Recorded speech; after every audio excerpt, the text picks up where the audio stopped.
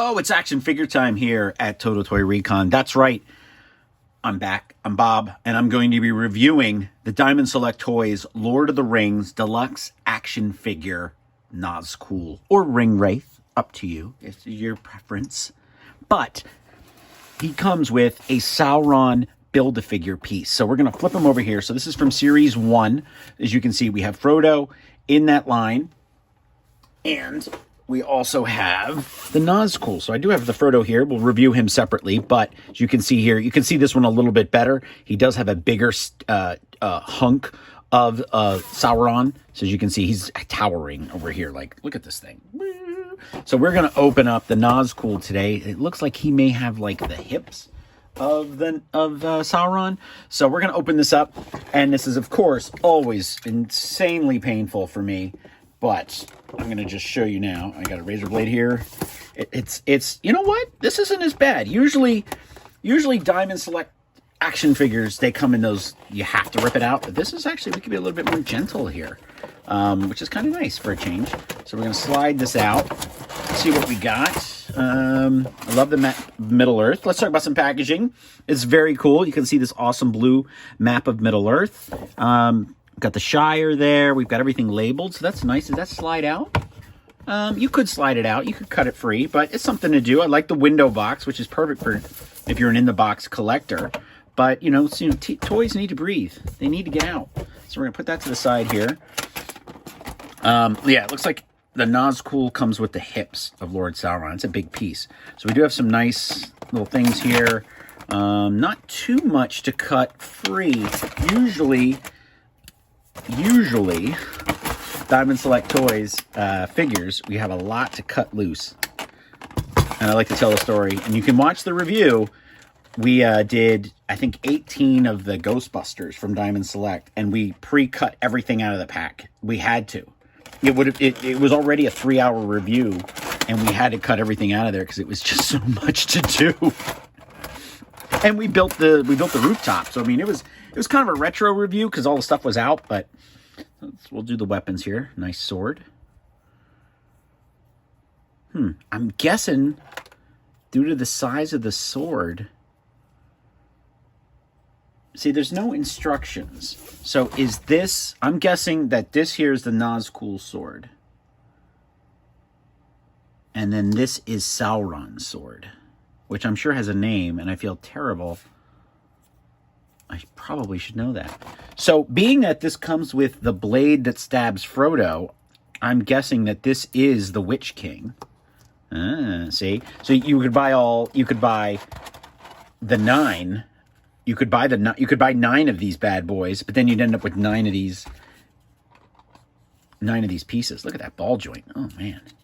Great detail. We got the legs, you know, the leg spots right there. This is cool. This is heavy duty here. So let's get some of this out of the way here. So I did have the original Toy Biz one, and I'll say he did last a while. I did have him on display inside, you know, for years. I think he was the very first one that I bought from the Toy Biz line. So he is not in the best shape now. I did buy the one with the horse. So what I'm really gonna like, just I can stick my whole finger in there. Look at that. That's where his face is. So that's great. I mean, it must be fun to make an action figure. He still has a neck joint. It must be fun to make an action figure that has no head. Kind of like the McFarlane Sleepy Hollow figures. Actually, the Headless Horseman for the Sleepy Hollow figure, I think, came with like 4 heads. It was fantastic. So here, we're going to lift up his skirt here and look at the detail here in this armor. So he does have peg holes. We do have the long extended shoes, the armor, but look at that. This is gunmetal painting. It's really, really nice. And I love, he doesn't come with a lot of hands, but we do have some great, like, here, you know what? Let's open them up.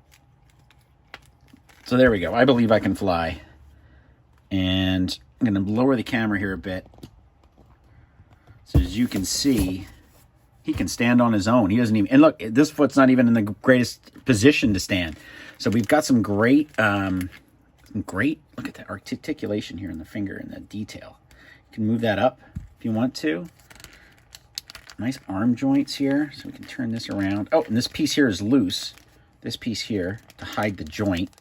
Nice move. Nice move, Diamond Select. Like that. He's currently $29.99, and I think that feels steep, but you know what I mean? Like these aren't Marvel characters that are guaranteed to sell. Like the Lord of the Rings has its very own niche audience, which is not as big as it used to be.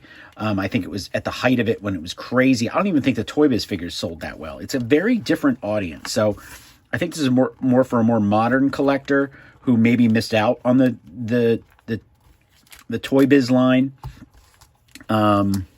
So again, I'm assuming that this sword is Lord Sauron's because there was actually nothing to hook it up to. But then again, it matches this, so maybe not. See, it matches this, but where do I attach said things? So it's cool that we get the dagger with you know, this, but I feel like I'm missing out on something. Like there should be like a little rope. It's not even pictured here how it would happen. So this sword is fantastic, but this is obviously a broadsword. And see, look at the size. They're about the same, but see, you see the handle. That's a two-handed blade. This, however, is not. So just slowly, I think that these are supposed to go together and they're supposed to be attached. And I'm just, see, like we have a nice like tie here in the belt, but nothing to attach it to. And I'm not saying these should be attached permanently because it's very difficult to pose. I don't know. It feels like it should have more to it. So here, let's see how we do with the blade. So in the picture itself, he's actually, oh man, look at the knuckles look at the knuckles there. That's awesome. Okay, so we do have that one, and then I guess I'm going to go with the matching set. So there he is at the observation tower. He's a pretty vicious looking figure. And you know what? Okay, so outside of not having a place to stick these, not that we couldn't if you just fasten your own little thing. And there are people that like to do that. You know, they'll make their own leather straps and everything, or they'll look like that. But I just wish you could have it there. It looks, you know, like the 9. Something. You know, if I'm missing it, please point it out to me in the comment section that I'm missing it. This blade is cool, but this means he's the Witch King if he stabs you with this blade. So I think we should probably go with this one. Oh, so here's something interesting. So with this hand, the way it is, you'd actually, I don't know if you can get the, ow! Yep, I just stabbed myself. Wow, okay. So you'd actually have to get the blade in there and then actually have to put him, it's almost like, because of this, it makes it hard to put the sword in there. So that's another little criticism there. So the sword coming down into here, like there it looks fine, but I guess dagger left hand, sword right hand. See there it's easier to do, but it doesn't hold it as well. Okay, let's try that. So running a little long here, longer than I thought I would be, but that's part of the criticism of how does he hold the sword.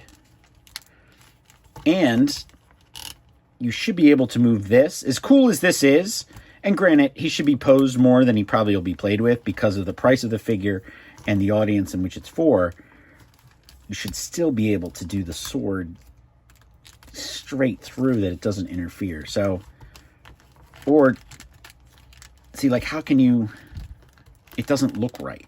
Do you know what I mean? Like, these are two, this is cool, but it's, the cloth ones might have been a better move. So you definitely want to give him more of a pose. I mean, and the boots are just fantastic. So there we go. It was a little bit creepier, but I would definitely, this has got to be Lord Sauron's sword. This has got to be. So let's go with this one.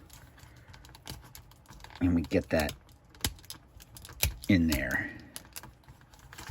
Yeah, that's better. So here he is on Weathertop. All right, so let's do a little quick. All right, so that's a really cool pose. I'm just going to bring in some other Diamond Select characters here, releases. especially in contrast to all this blackness we've got on the screen. There's Bruce Lee. Our review of him is up on YouTube. And here's our recent Johnny Storm that I just did not like when I saw the initial announcement of. I thought, eh. And it's actually a really, really cool figure. So this gives you some scale and scope of what we're doing here, of if you have either one of these, or to give you some comparison. So it gives you a better idea. Now, granted, he is bent over a little bit. So I'd say he's a little over 7 inches tall. Really cool figure. Got a lot of great parts. Again, my only criticism, where do these go? We have little string, we have holes here to put strings on so that we could dangle these, the scabbers and stuff to the side. He does come with the blade. But where does it go? Thank you, Diamond Select, for sending him out. He is really cool. I remember the first time I saw him at Toy Fair, and I thought, wow, that's awesome. But now I got to build the rest of this guy. So that means I got to get more parts. This is Bob from Total Toy Recon, signing out. Thank you.